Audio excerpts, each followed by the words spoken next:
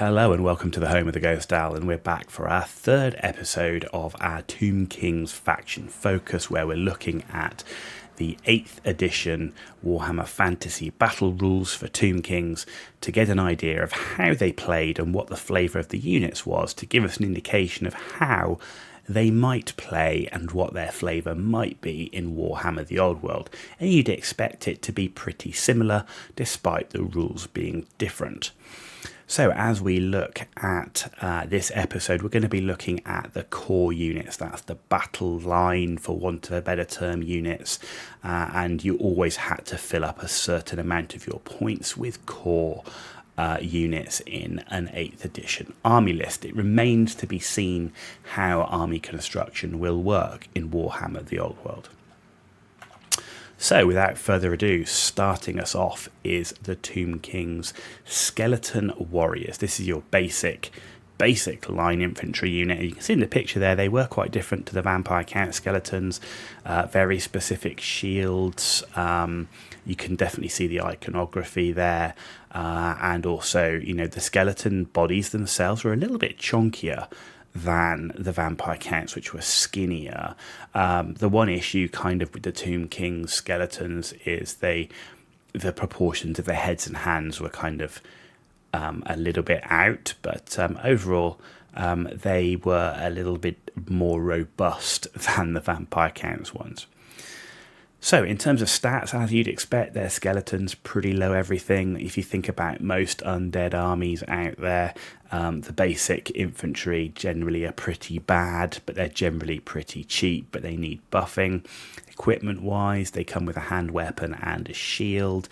They do get the option to take spears and light armor for extra points. The minimum unit size is 10, and they can have a full command. Special rules wise, they get the Nehekaran Undead one. So they're moving at 4, they're not marching, they do cause fear, and they're unbreakable. So it's your basic line infantry unit. Normally you'd probably see one of these units taken in as a pretty sizable unit, maybe of 20 or so warriors, maybe more. Often then, if you're going to take a big unit, you'd give them spears and the light armor.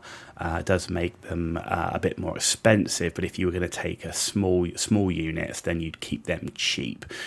You'd often find people taking small units of 10, really cheap, just keeping them out on the flanks as a speed bump, maybe to disrupt a cavalry charge. Maybe they'd get wiped out. Maybe even with the combat resolution, there might be 1 or 2 survive and they're not going to flee. So sometimes, they could be a nice cheap speed bump. At 4 points a model, 10 skeletons was only 40 points. So they could be used just to give you a bit of, protection on the flanks and disrupt potential powerful flank charges. Next up was the most common of the line infantry, and that is the skeleton archers. Stats again, lower everything, including ballistic skill, which is a shame. Ballistic skill 2. Equipment wise, hand weapon and bow, with light armor for extra points. Minimum size 10 and a full command. Special rules, they get the basic Nehekaran Undead, but they also get arrows of Asaph, which is, they're not allowed to get any bonus to their shooting, but they don't get any penalties to hit when shooting either. So the fact they're on ballistic skill 2, it can't get any worse, which means that they can move and shoot without penalties. Most common infantry unit, usually used to hide things like leash priests, so you keep them at the back. You maybe have a unit of 10 or even 20 skeleton archers at the back with a leash priest hidden, and more than likely 2 units of these on the battlefield. Their output was a bit limited because of that low ballistic skill. They're only using basic bows, but if you've got enough of them, weight of shots and numbers of dice, you're going to chip some wounds. They are 50% more expensive than basic warriors, however, coming in at 6 points a model. Light armor, sort of limited value really, and often best to keep the unit as cheap as possible and fill it up with bodies instead. As long as the unit's still alive, you can potentially heal it with an augment spell. So often, you'd be looking at that trade-off for making a unit more expensive with equipment or having more bodies.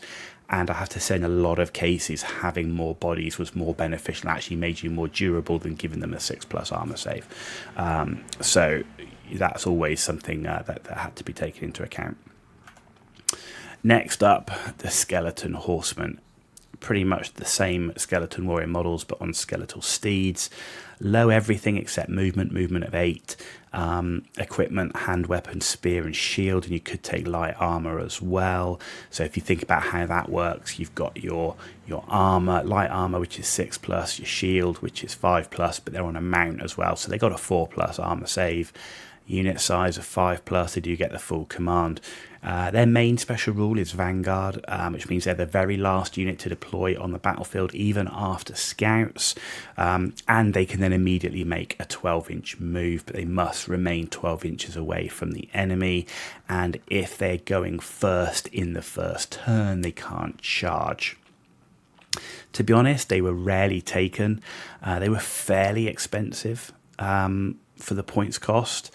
So if you were going to take it, it would probably be in a minimum size unit, going to use it for movement disruption maybe in the early game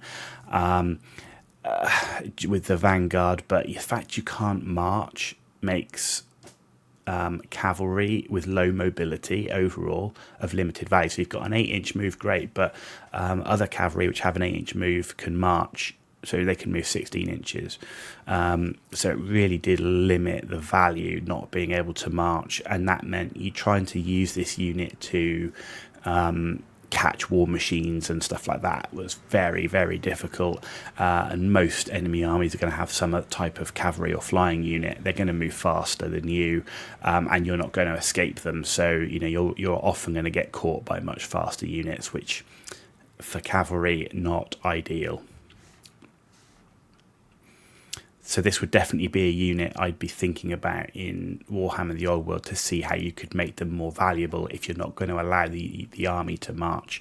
It was such a crippling thing not being able to march, or at least the vampire counts who had similar things, they had ways to get units to march, whether it was with a spell, whether it was with a character who gave a particular buff. So if you are going to make the unit or the army a shambling slow army, then either give it the durability that it can survive, or give it the option to cast spells or heroes that can then buff units to allow them to march.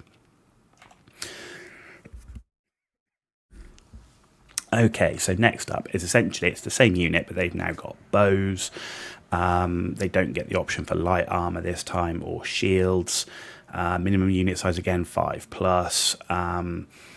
Get the arrows of Asaph rule. They got fast cavalry, so they get the Vanguard deployment and all that good stuff. And they can fire. I love it. They can fire and march at -1 to hit. They can't march, so they can move and fire at normal because of arrows of Asaph.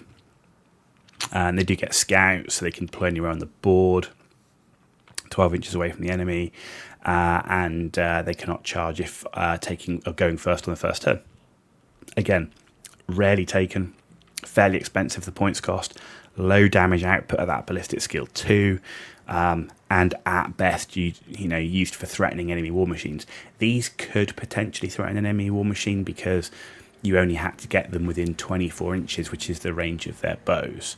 So you do have an option, but again, 5 bows at ballistic skill 2, it's probably going to take you a good couple of rounds of shooting unless you roll lucky and your opponent doesn't, to take out an enemy war machine's crew. So in reality, very, very difficult and not a huge amount of use given their low output and their relatively high points cost. Much better choices in the army roster.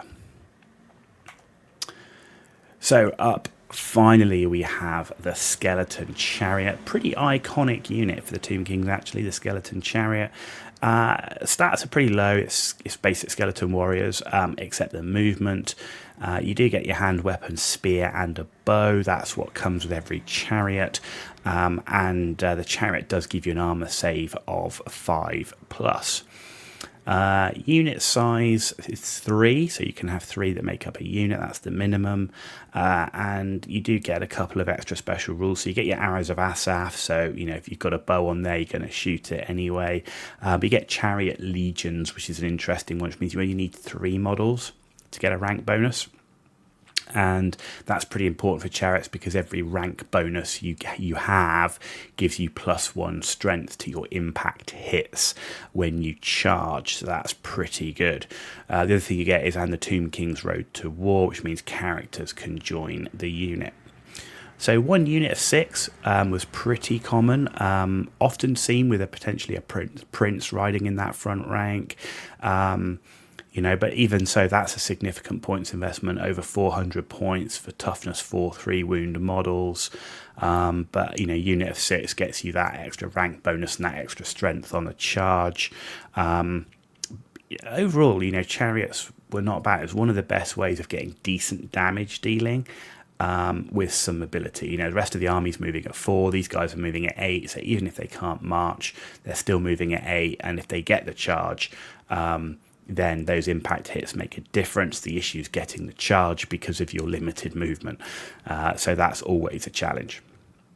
And one of the other good things you could do is if you can get a magic standard to improve the damage or durability, that can be really key to help the unit, especially if you're leaning into a larger unit of chariots.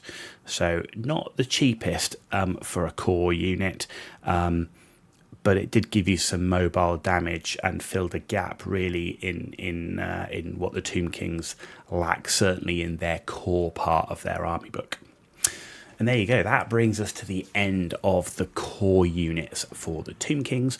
I hope you've enjoyed this video and it's given you an insight into the flavour of the units and potentially where we might see the rules in Warhammer The Old World for these guys, and certainly where those units that definitely need some help to make them more usable.